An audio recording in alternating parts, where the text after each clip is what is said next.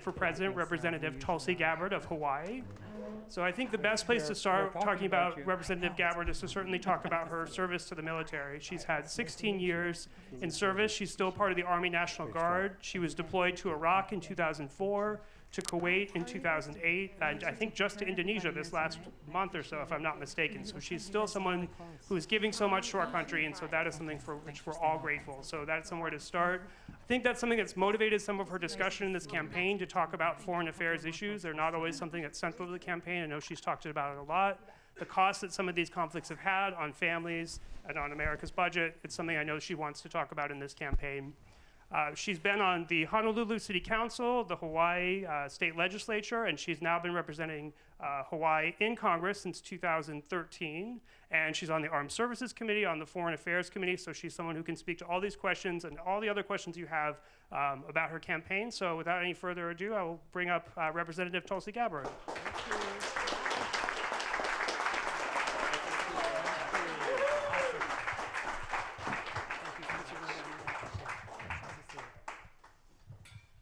Aloha. It's good to be back here in Grinnell. Thank you all so much for coming. I'm going to walk around a little bit so that I can get around and see everybody. First, I just want to say thanks to John again for your hospitality, for your leadership here, and for helping spread the word to be able to invite everybody out today. Please give John a round of applause.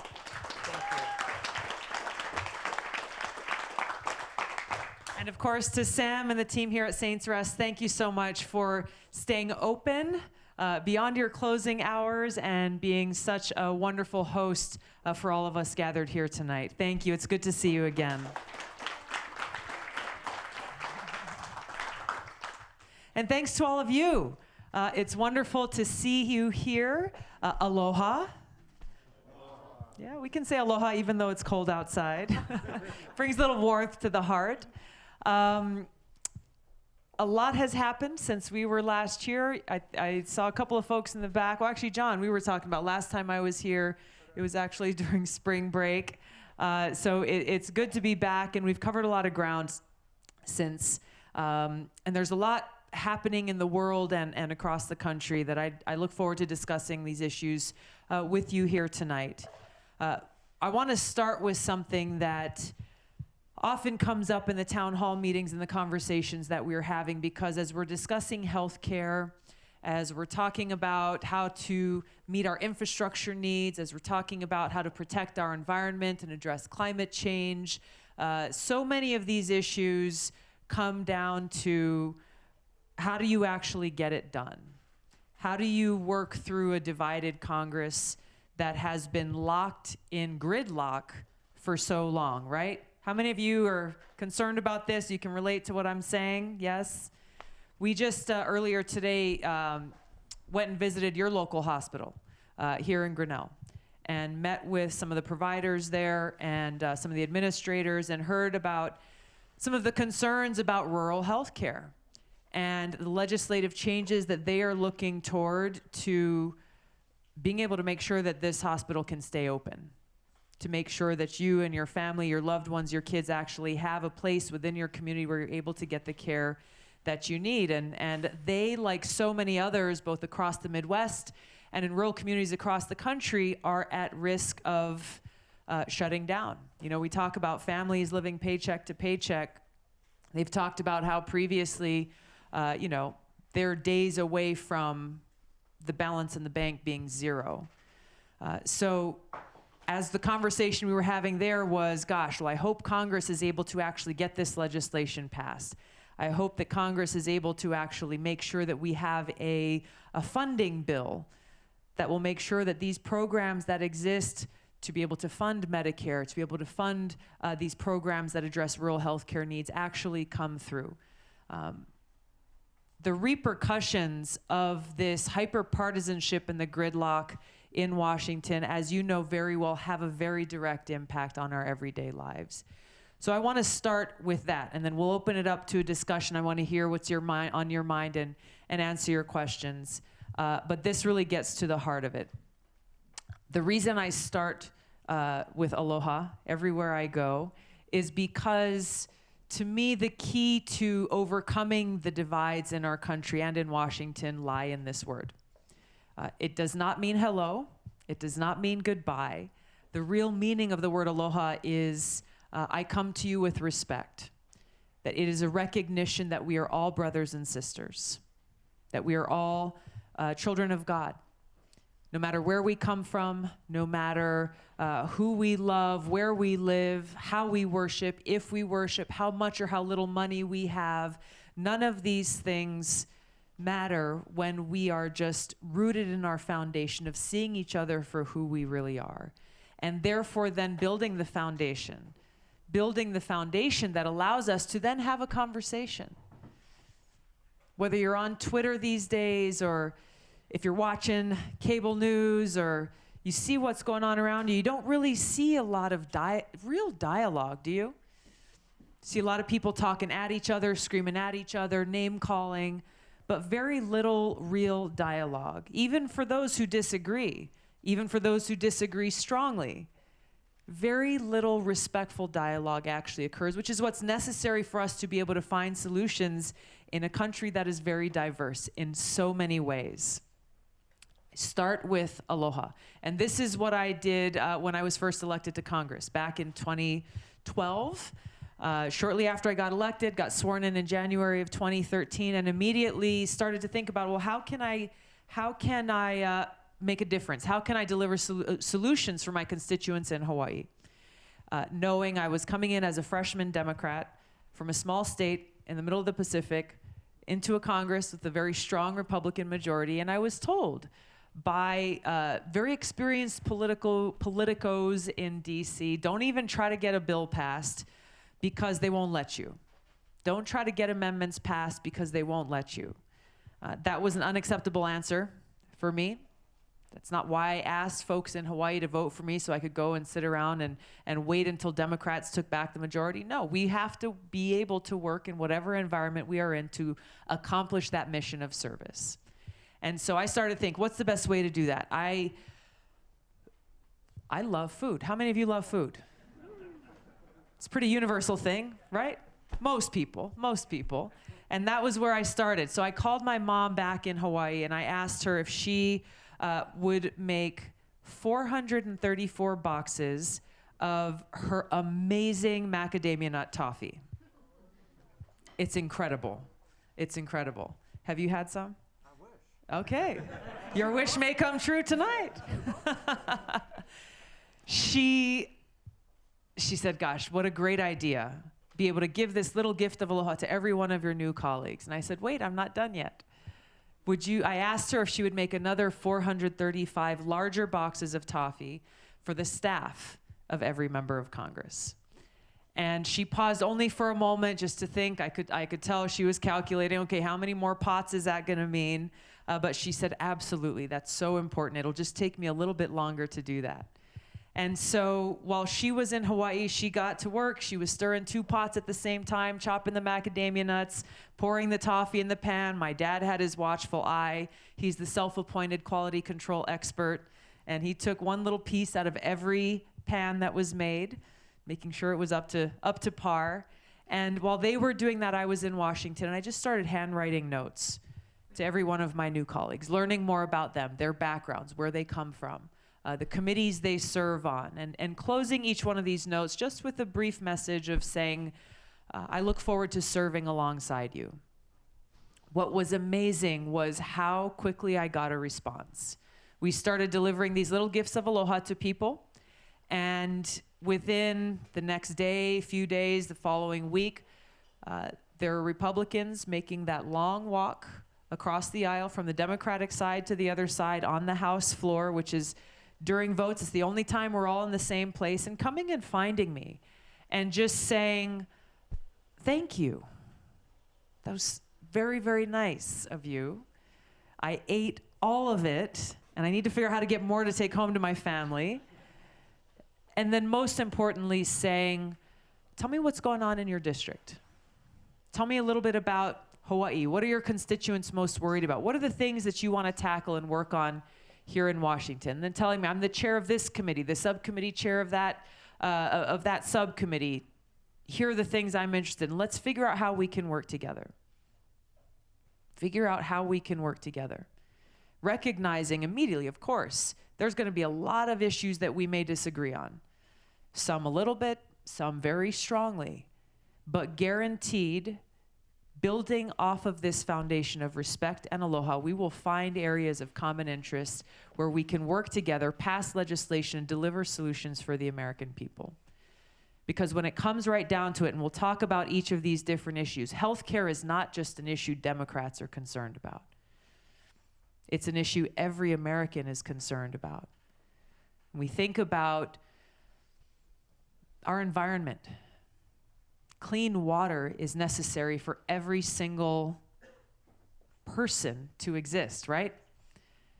When you think about it, clean air is necessary for every single one of us to live and breathe, be able to breathe clean air and survive. Being able to have a safe, secure home, a place to raise our kids, a place for our kids to grow up in, and their kids and their kids. These are things that are universal to us all. Infrastructure needs.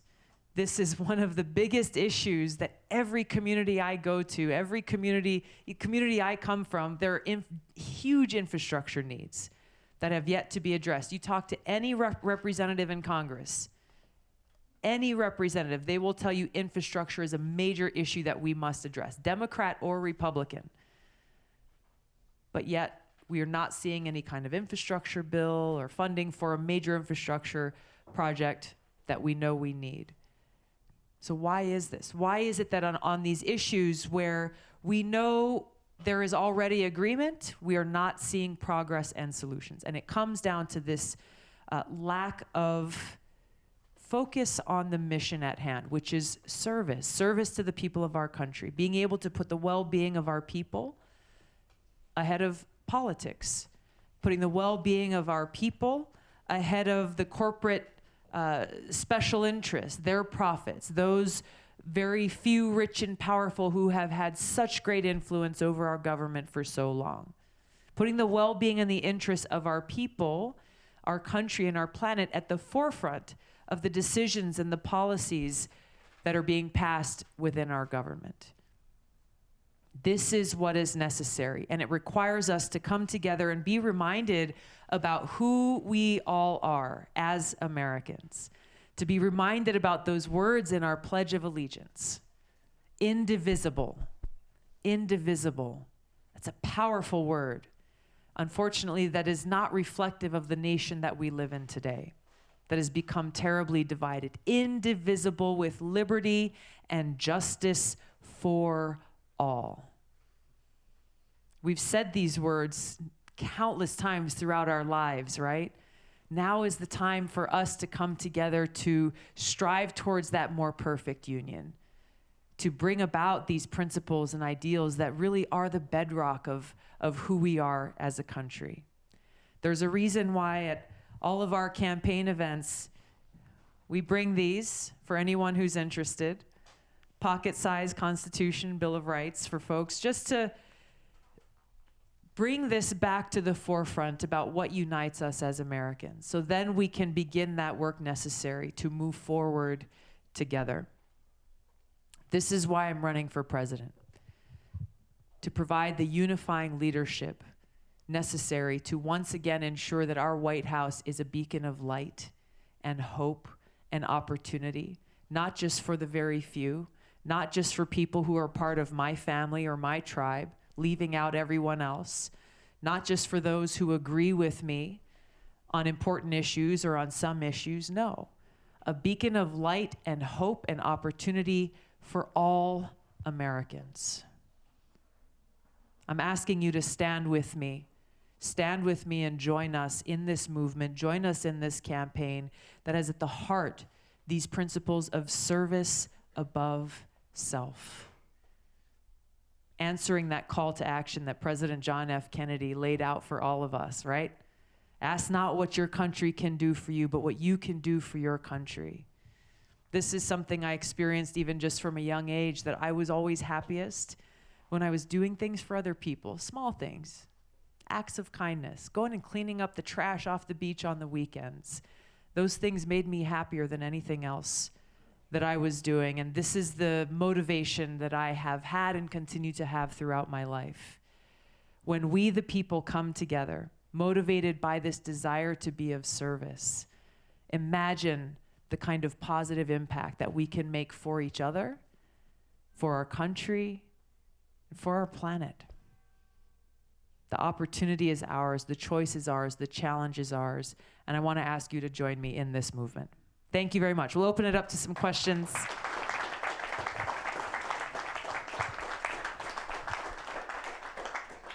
Yes, we'll start with you. So as you know, I'm one of your Twitter warriors. Thank you. And the war is... You're brave and courageous, the sir. war is pretty bad out there right now.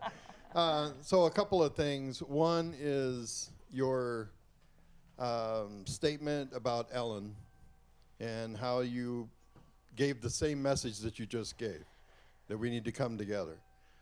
The problem with that was she was with George W. Bush, who was seen as one of the top warmongers because he's the one that started the Iraq War.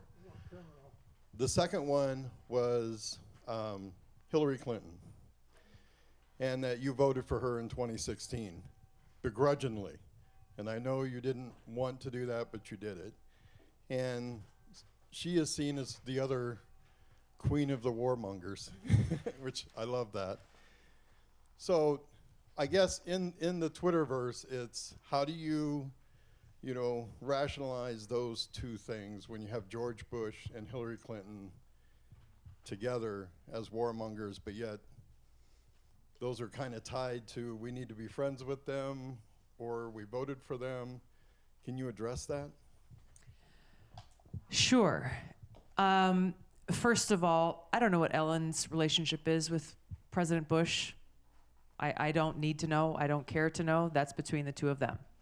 My comments were very clear and reflected exactly the comments that I have delivered before you today.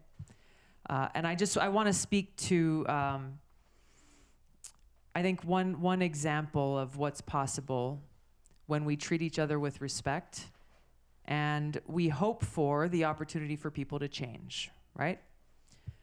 There was a congressman, how many of you remember in the, year or two after the attacks on 9/11, there was a movement in Washington to get rid of French fries and replace them with freedom fries, right? There was a congressman from North Carolina named Walter Jones who led that charge. He was literally the guy who went down to the cafeteria in the Capitol and demanded that the French fries be changed to freedom fries.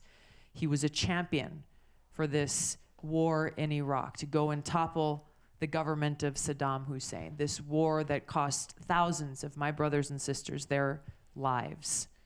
What to speak of countless lives of those in that country. It was a war that Hillary Clinton voted for and championed.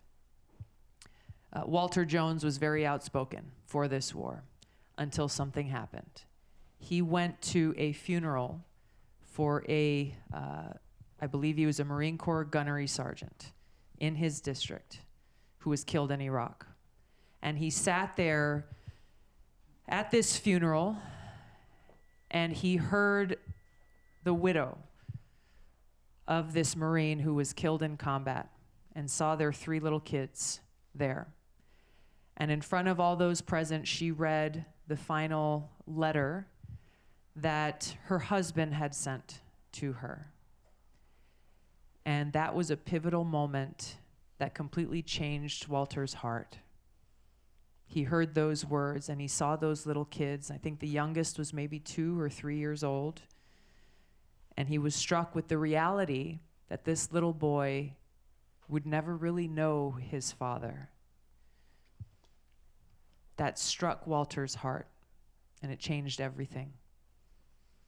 And he spent every single day of his life since from that point going forward, making up for what he said was the greatest mistake of his life, the greatest regret of his life. He hand-wrote personally letters to every single family of every single service member that was killed since 9/11. I did hear about that. I became good friends with him, and we worked together in Congress on a number of issues, calling for an end to these wars about toppling dictators in other countries, these wars generated by our long-held foreign policy in this country of being the world's police. We worked together on legislation called the No More Presidential Wars Act. Walter and I disagreed on a whole lot of other issues, and strongly. But we came together around this issue because of the experiences that we both had within our own lives and the lessons that were learned from them. Treating people with respect doesn't mean that you may not disagree with them. Doesn't mean that you may not strongly denounce their policies or what they're doing, because that's what this is about. We're bringing the value and the substance of the truth and our ideas forward to be able to ensure a more peaceful and prosperous future. Yes, for our kids and our country, but just to imagine what kind of force for good we can be in the world. Leading with aloha, living aloha, treating people with respect should not be mistaken for weakness. It should not be mistaken for weakness.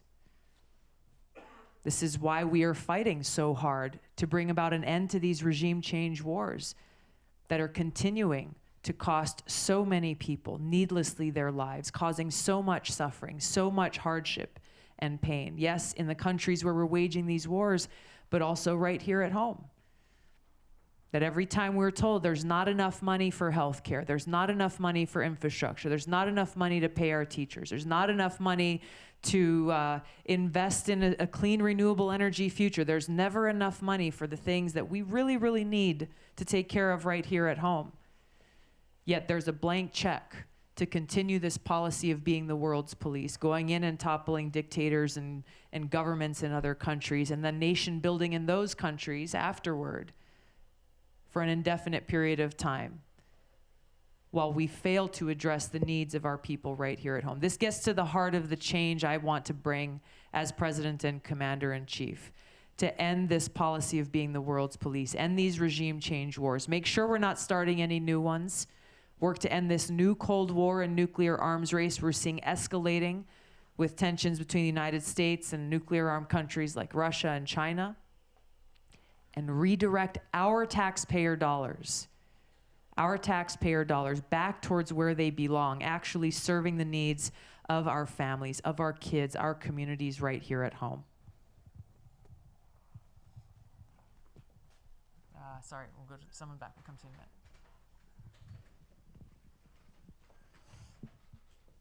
Thank you. As a young person... What's your name? Drake. Thanks for coming, Drake. Thank you. So as a young person, I might not look like I'm that concerned about Social Security and those entitlement spendings, but I am. Good. Because those are limited. So what would you do specifically to either, one, cut funding for other programs, or two, increase taxes? And how would that look like under your presidency? Great question, Drake. I wanna maybe point out a word of disagreement. You called it entitlement spending. I think these are earned benefits.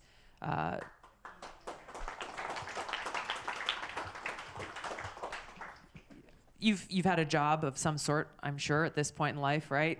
Where you pay into Social Security, you pay into Medicare, and you pay into these different taxes that we have. Well, you know, Social Security is a fund that we all pay into throughout our lives, and you get this letter once a year from the government that says, well, based on this point in time in your life, you can expect this amount of money when you're, 65 years old or whatever it is. How old are you, by the way? 18. All right. I'm glad you're thinking about the future, man. That's awesome. So here's the thing with Social Security. It has remained stagnant. While cost of living continues to increase, cost of healthcare continues to increase, cost of housing continues to increase, the Social Security benefit has largely remained the same. Maybe it goes up a tiny little bit, but really not anything commensurate to the increased cost of living that folks who rely on Social Security are having to deal with. There are two major things that I think we can do directly to address the fact that you have to ask this question today. Number one is, so the Social Security Fund has been rated over and over and over again to pay for other things within our government. as president, that would be a priority to stop that, to pass a law that will actually prohibit those funds from being used for other things within our government. Because those are funds we are all paying into a benefit for our future. And number two, I think we've got to lift the cap on the amount of money that is taxed to pay into the Social Security fund. Those two things directly would provide certainty that this fund will continue to exist and continue to grow for me and for you and for you.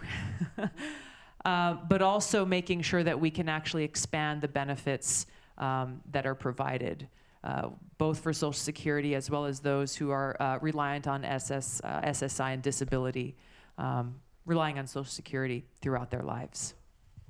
Thank you. Good question. Yes. Oh, okay. Well, my question, I want to talk about Syria. Okay. My guide to action, it's not perfect, but it's serviceable. Okay. And that is, if the power elite, the ruling elite, is all in on something, you want the other side of the action. Okay, to that point, 340 members of the House of Representatives saying, pulling troops out of Syria, this is horrible. Since they're there illegally, both by U.S. and international law, I don't know what AUMF would cover, what they're doing in Syria. Isn't it actually a good thing? And even a cult leader and con man like Donald Trump, even his broke ass clock is right twice a day. So I guess what I'm saying is, troops leaving Syria, good. I don't care. It's the same thing when I hear Rand Paul talking sometimes. You know, well, he comes from like a fundamentalist sort of Jeffersonianism, but still, it was just about foreign policy. We have a lot in common. Of course, everything domestically would be ridiculous. But so I guess I wonder what you think about that. I was really, record,ly or in an unbelievable way, totally alienated from what I saw in that last debate. Mm-hmm. You know, of course, the questioners were, well, don't get me started. But okay. So I guess that's another conversation. Why not get out of Syria? Yeah. I mean, we should be getting out of some. If you listen to Mayor Pete, we're going to stay every place forever. So, you know. Yeah. You know, I think you're exactly. This is a major point of distinction between me and many of the other candidates who are running, focusing specifically on Syria. If you remember back it was December 24th of 2018. It probably was put out by tweet, but may not have been. But Trump said, I'm going to bring our troops home, right? And there was a similar outcry and outrage at that time. My response then publicly was, yes, we need to bring our troops home from Syria, but it needs to be done in a responsible way. What does that mean? A responsible way means our troops have been in Syria working directly with the Syrian Kurds, providing them with training and equipment and other assistance to defeat ISIS in Syria. Their caliphate was destroyed. Now ISIS has been dispersed in some other places. There's a lot being held in prisons, but largely ISIS was defeated in Syria. The Syrian Kurds are left in a situation where they have always known that Turkey was going to come after them, right? This Turkish invasion that we are seeing carried out was not a surprise to anyone there, not to the United States and not to the Syrian Kurds. So pulling our troops out of Syria means allowing for and supporting the Kurds in negotiating with and reconciling with the Syrian government, working with the other partners and players there within the region to form a common defense of the northern border of Syria to protect them from the Turkish invasion that they knew was coming. What didn't happen, well, actually, what happened was the Trump administration, rather than actually doing this deliberate withdrawal in a responsible way, from December of last year through now, failed. They told the Syrians, you know what, we got your back. We're going to protect you. We're going to support you. But you're not allowed to talk to the Syrian government. You're not allowed to talk to Russia. You're not allowed to talk to anybody else who they would need to talk to in order to form this defense of the northern border of Syria. Trump withdrew our troops back from the northern border of Syria and left the Kurds to Turkey's slaughter. Now the Kurds are doing exactly what they have known would always need to be done, and what the US blocked them from doing, this administration blocked them from doing, which is they're going to the Syrian government and they're going to Russia to try to save their lives. The way this has played out has further highlighted Trump's lack of understanding and experience in foreign policy and national security and what's necessary to be a commander-in-chief. But we've also seen a lot of that lack of understanding in foreign policy and national security coming from a lot of folks in Washington who are really good at knee-jerk reactions, who are really good at putting out a tweet or saying, hey, don't do that, but they're not actually saying what should have happened or what needs to happen now. They're not answering that question about whether you say, okay, so you oppose pulling our troops out, so what are you proposing then? If it's not saying our troops need to stay in Syria indefinitely to protect the Kurds, well, there's no legal authority for that to happen. Our troops were there in Syria under the authorization that passed after 9/11, saying that our troops would go after Al-Qaeda and their offshoots and affiliates like ISIS. They were supporting Al-Qaeda, the CIA. Well, that's a whole other situation. That's a whole, yes. I mean, since 2011, our government has been using taxpayer dollars directly and indirectly, directly with Al-Qaeda and jihadist fighters in Syria, indirectly through Saudi Arabia and others, with the goal of saying, hey, you guys are the most effective fighters on the ground to go overthrow the government. We're going to help and support you do that. It's why I introduced legislation called the Stop Arming Terrorists Act. Actually worked with Rand Paul to introduce that bill in the Senate. But again, there are so many implications here when you look at the most important responsibility the president has as commander-in-chief and why it is so necessary that you have someone who's able to walk in and fulfill that responsibility on day one. And this is what I bring with my experience serving in Congress, now for nearly 7 years, serving on the Foreign Affairs Committee, on the Armed Services and Homeland Security Committees, focused on the importance of our national security, and just my personal experience of serving as a soldier now for over 16 years, of deploying twice to the Middle East, of seeing firsthand the terribly high human cost of war and the consequences of these decisions that are made. Being able to exercise the foresight and the judgment to be able to make the decisions that best serve the interests of our nation, our troops, our people. Thank you.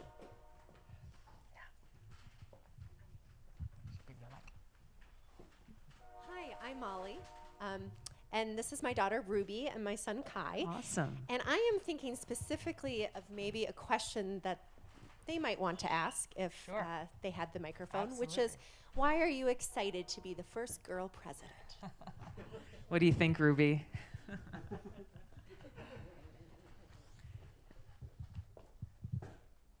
Throughout our government, unfortunately, we see leaders who are elected that don't represent the diversity that exists within our country.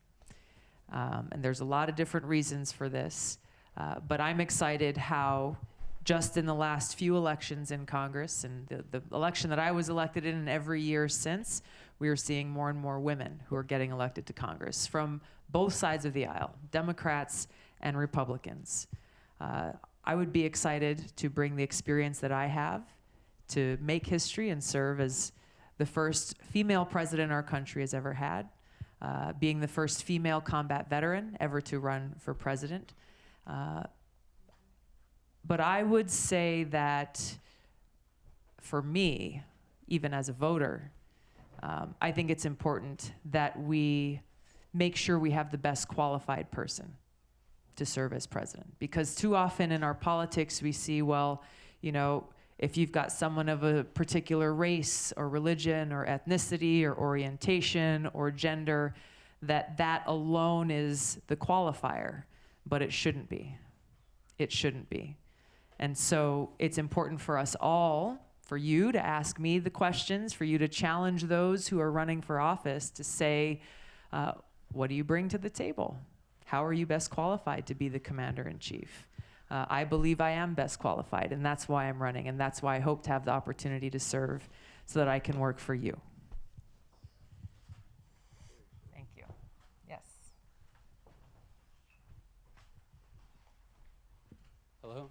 Hi. My name is Ashton. Thank you so much for coming out here tonight. Thank you. My question is about something that hasn't been talked about a lot, really, ever. And that is, in 2013, there was a mass disclosure of intelligence files that revealed that the National Security Agency and the U.S. intelligence community in general had been illegally violating the Constitution of the United States and the Fourth Amendment in order to collect massive amounts of data on every American. And that has effectively fallen by the wayside. Would you do anything to change the status quo here? Yes. I've already been doing work to change that. Like you and like so many people, I remember waking up and reading the news when that news broke, and it broke the headlines, and it revealed that so much of our own personal and private information was being collected in a mass surveillance exercise by our own intelligence agencies, as you said, violating our Fourth Amendment rights. I am a co-founder of a bipartisan caucus in Congress called the Fourth Amendment Caucus, literally to bring people together to ensure that our civil liberties and privacies are protected. There are provisions within the Patriot Act that have allowed those civil liberties and privacies to be violated, and we in Congress have already been and are continuing to work to fix that, either to take those provisions out of law or to reform the existing laws to close those loopholes that have allowed that exploitation to occur. We have some legislation coming up later this year that actually seeks to address this very thing. Unfortunately for us as the American people, we have often, when this issue comes up, they say, well, no, you need to give up your information and your rights in order to keep our country safe, because otherwise we will have another 9/11 style attack. I can't tell you how many times we hear these this fear mongering being brought up. Otherwise, we'll have another 9/11 style attack,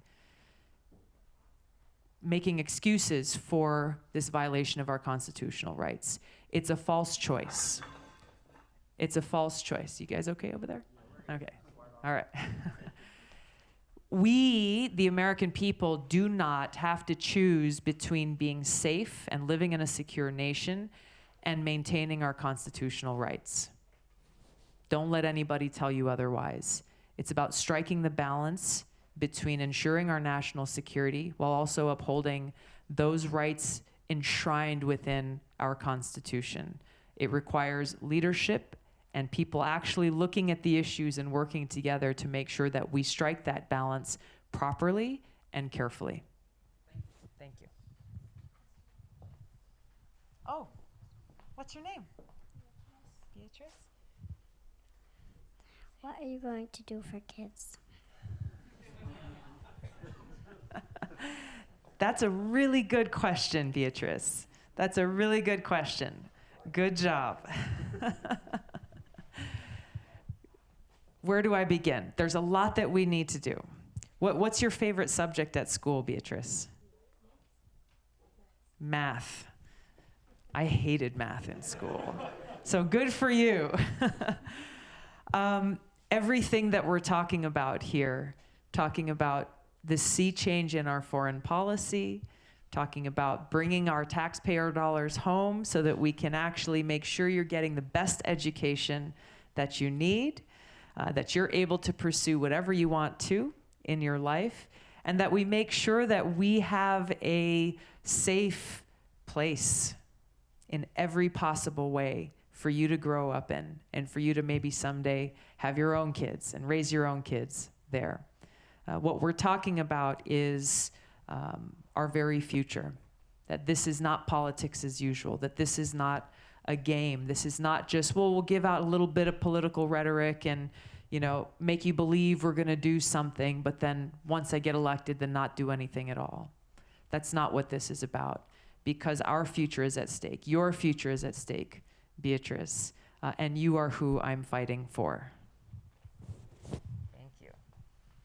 Yes, sir. Hello. That's okay. Go ahead. Go ahead.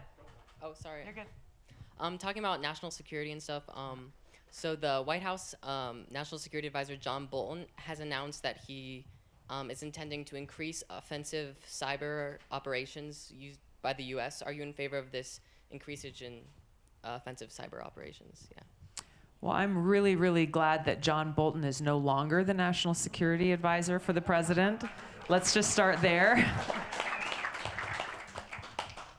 He has been one of the biggest champions for counterproductive wars, wars of choice, regime change wars for a very, very long time. And I was glad to see him go. But what you're talking about, cyber warfare, this is kind of, it's a new frontier, but it's not really a new frontier because, different types of cyber attacks have been happening now for quite some time.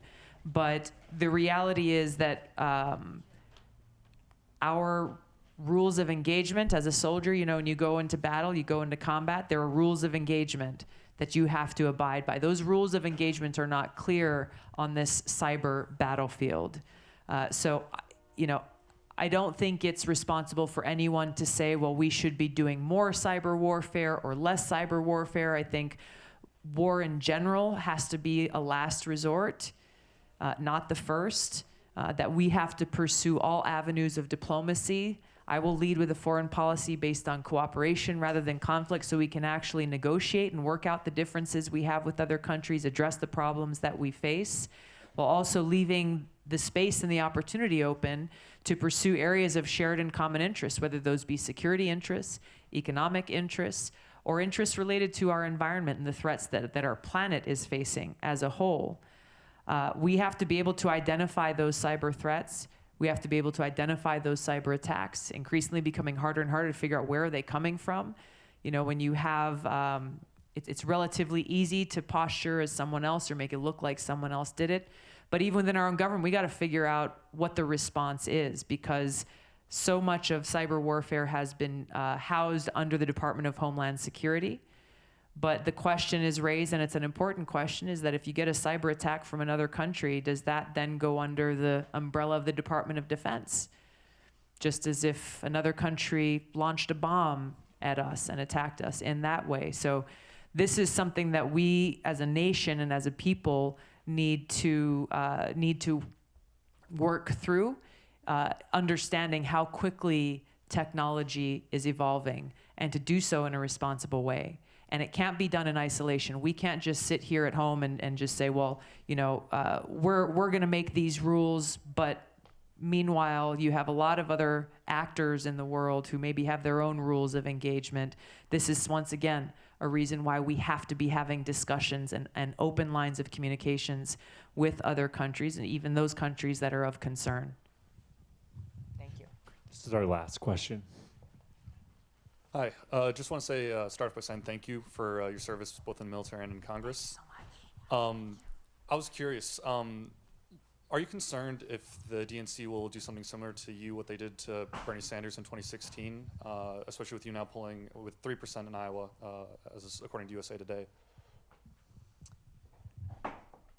I am concerned about a lack of transparency and accountability in our election system. And this is not just something that, that's for me to be concerned about. I think it's something that is there for all of us to be concerned with. And the issue that I've raised a lot recently has been around that lack of transparency and how, the DNC with their corporate media partners have really been kind of trying to hold their own pre-election prior to the election that you all will be voting in February, to limit the people who you are able to hear from as you think through this critical decision that you have before you, saying, well, these are the only people that we think you should get a look at, and everybody else, you can just go home.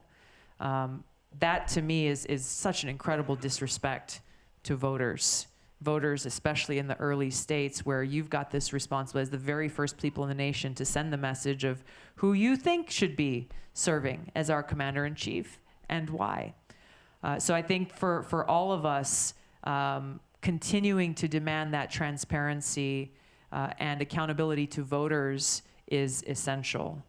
My hope is that we can get away from the kind of political reality TV that we've seen through these debates that I have not found to be very helpful in actually conveying like real information to voters so that you can know, okay, well, hey, she feels this way about this and he feels that way about that, and I can see the difference. This is what she would do in that situation. This is what he would do in that situation. So you can really think through the decision that you have to make. Instead, what we have are, highly profit-driven debates that are centered around creating conflict and confrontation between candidates rather than actually saying, okay, what will you do as president in issues A through Z? So this is where my campaign, our campaign, is just continuing to focus on holding town halls like this, on being able to hear directly from you, share my vision about the kind of leadership I seek to bring, answer the questions that you have on your mind in the hopes that you will join our campaign and you will then continue to help us spread this message all across Iowa.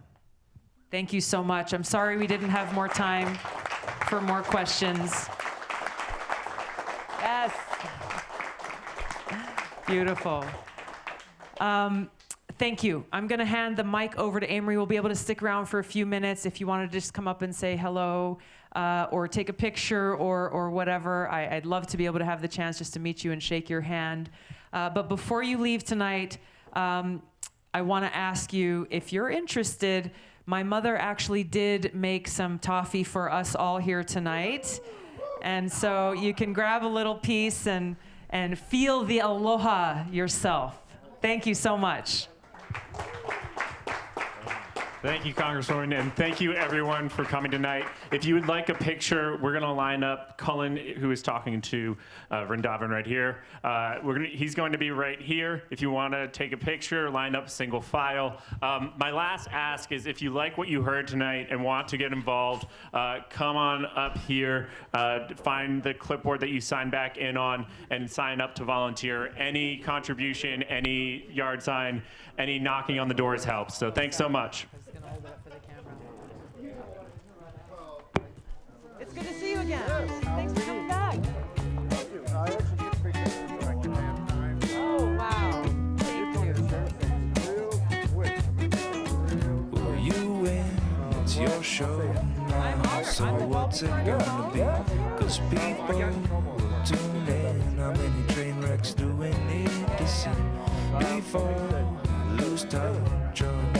We thought this was low, well it's bad, getting worse.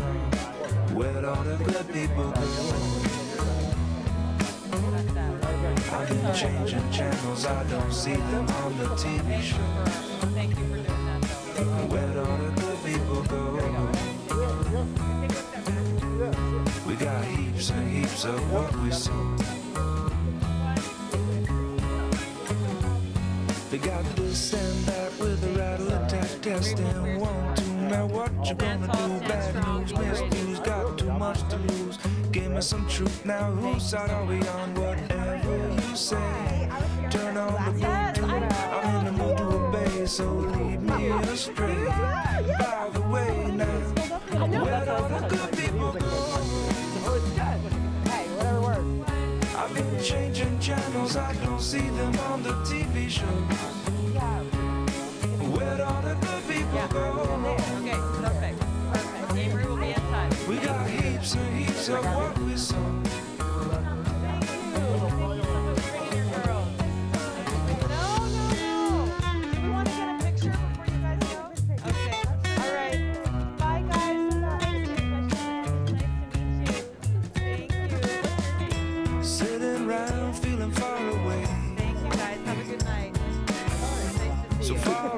But I can feel the debris. Can you feel it? You interrupt me from a friendly conversation to tell me how great it's all gonna be. You might notice some hesitation. It's important to you, it's not important to me.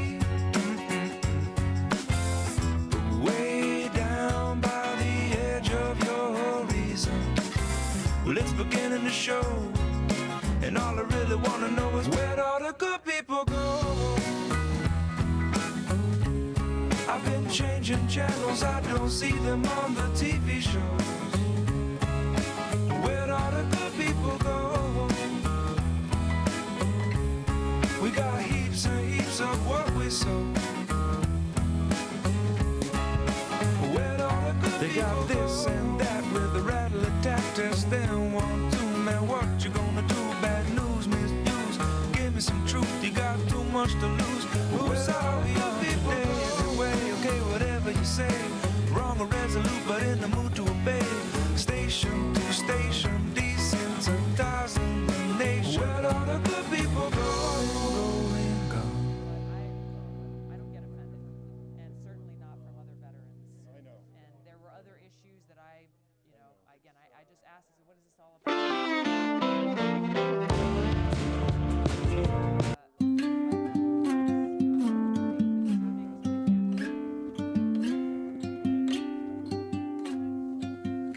There's no combination of words I could put on the back of a postcard. No song that I could sing, but I can try for your heart. And our dreams, and they are made out of real things, like a shoebox of photographs with sepia tone loving. Love is the answer, at least, for most of the questions in my heart. Like, why are we here and where do we go? And knock on me so hard. It's not always easy, and sometimes life can be deceiving. good.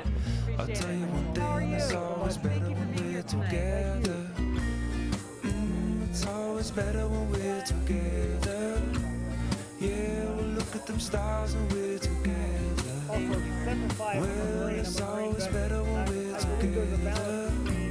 Yeah, it's always better when we're together. Eisenhower did, like President Bush Sr. did. Exactly. So, Thank you. Keep spreading that message because it's getting lost It is with getting a lot of lost. people. Thank you so much. Hi. It's so nice to finally meet you. Thank I'm a you. student at the University of Iowa, and I couldn't see you when we were there because I was ill, but I'm so sorry. nice to you. I What's did a your name? presentation on you today, actually. My name's Ted, sorry. And How did it go? rhetoric went really well. Good. You know, a lot of people were like, what? There's politics, I don't really want to. Yeah. But it's really awesome. Thanks for educating and informing them. Brilliant. Thank you so much. Thank you, All of these dreams might find their way into my day-to-day scene. I'll be under the impression I was Keep it up. Thanks for making the trek over. Thank you. Appreciate it. Great to be here. so many things we got to do. How are you? Places we I'm got to good. be. Thanks for coming tonight. Thank you. Yeah, Oh, wow. Thanks for making the drive. No problem. Trek. It's better when we're together.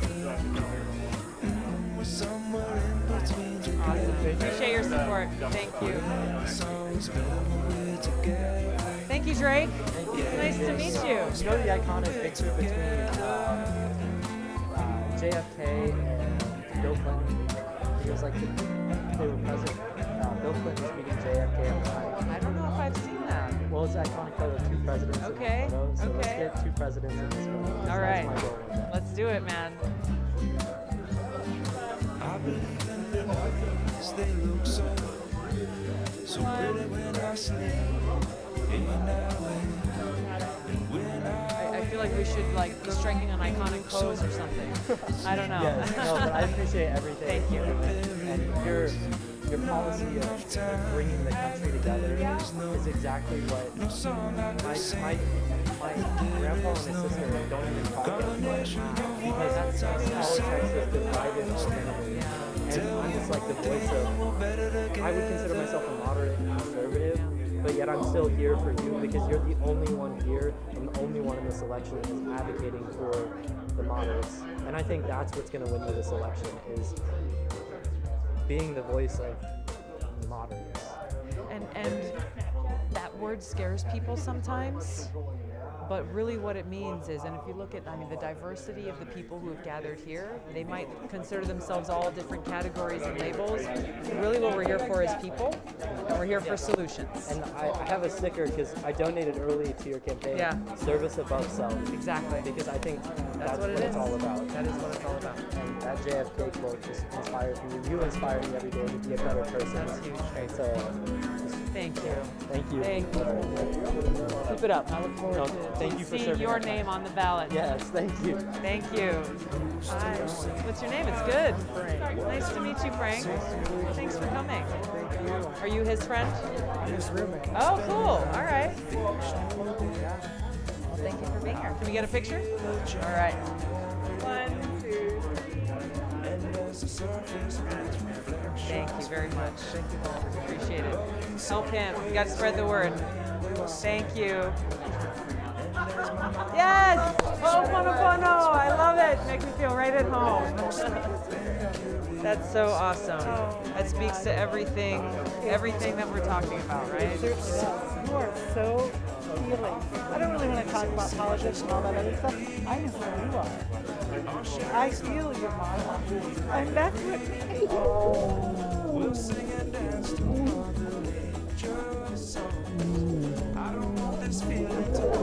And this is for you too. This is, put your water on it. Okay. And then this, put your water on this side, but this is what's on my front door. Wow, So keep that's that. powerful. And then this, you'll have to read this later. Okay. Not upside These down. are stickers? Well, they were going to be. Oh, I gave okay. them out to a group of people. Oh, That's beautiful. I gave them out to a group of people, and that's what I had left. Okay. So Thank there was you. a lot of good messages on there for you spiritually as well. Because it's like the Super Mario games where you have to pick up parts along the way. Yep. I'm giving you hearts. Thank you. Thank you. so much.